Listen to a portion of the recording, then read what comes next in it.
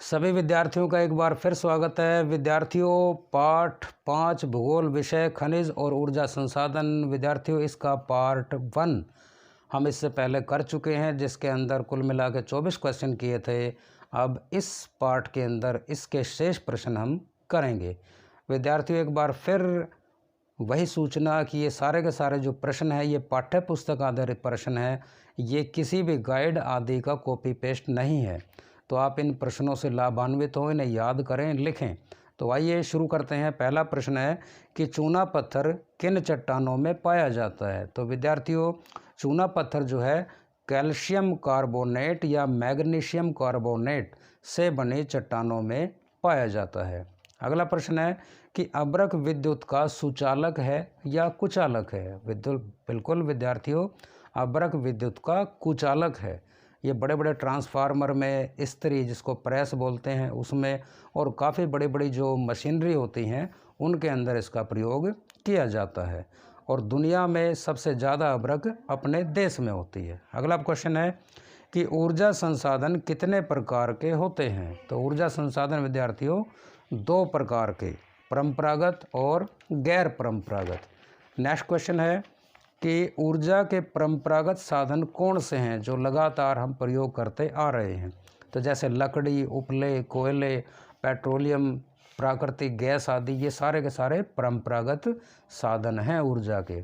अगला प्रश्न है ऊर्जा के गैर परंपरागत साधन कौन से हैं। गैर परंपरागत यानी कि जो नवीन साधन हमारे सामने आए हैं, जैसे कि सौर ऊर्जा, परमाणु ऊर्जा, ये इसके गैर परंपरागत ऊर्जा के साधन हैं। अगला क्वेश्चन है कि कोयले की प्रमुख किस्म कौन सी होती है। जो सबसे बढ़िया कोयला है वह विद्यार्थियों एंथ्रेसाइट, उसके बाद बिटुमिनस, लिग्नाइट और पिट। सबसे जो घटिया किस्म है निम्न स्तर की वह पिट है, और सबसे बढ़िया जो है वह एंथ्रेसाइट।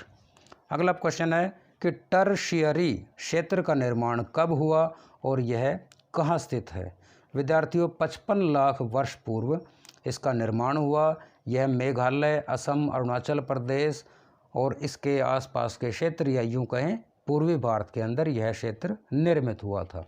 अगला प्रश्न है कि कोयले के बाद ऊर्जा का मुख्य साधन वह कौन सा है।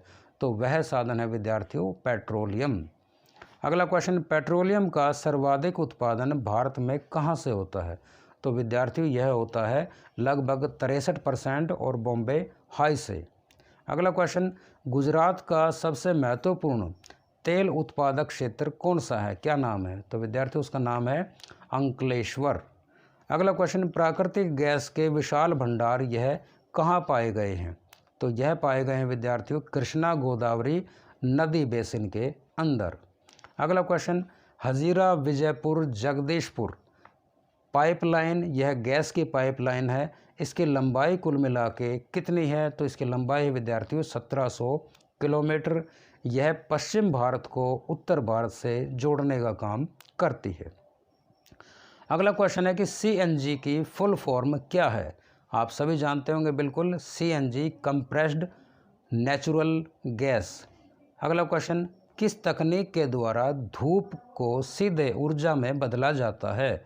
तो वह तकनीक है विद्यार्थियों फोटोवोल्टाइक तकनीक। अगला क्वेश्चन, पवन ऊर्जा के 2 बड़े केंद्रों के नाम बताएं कि पवन को ऊर्जा में परिवर्तित करते हैं केंद्र। तो तमिलनाडु में इसका नाम है नागरकोइल, और राजस्थान के अंदर जैसलमेर के अंदर आपको बड़े बड़े इसके संयंत्र लगे मिलेंगे। अगला क्वेश्चन, गोबर गैस क्या होती है। विद्यार्थियों पशुओं के गोबर, अपशिष्ट पदार्थ, कृषि अपशिष्ट पदार्थ, झाड़ियाँ, घास आदि, इन सभी से गोबर गैस प्लांट के अंदर इनसे गोबर गैस बनाई जाती है। अगला क्वेश्चन है कि भूतापीय ऊर्जा के 2 मुख्य केंद्र बताएं। भूतापीय ऊर्जा के विद्यार्थियों भूतापीय ऊर्जा के मुख्य केंद्र हिमाचल प्रदेश के अंदर मणिकर्ण के निकट पार्वती घाटी, तथा लद्दाख में पूगा घाटी जो है वह भूतापीय ऊर्जा के मुख्य केंद्र हैं।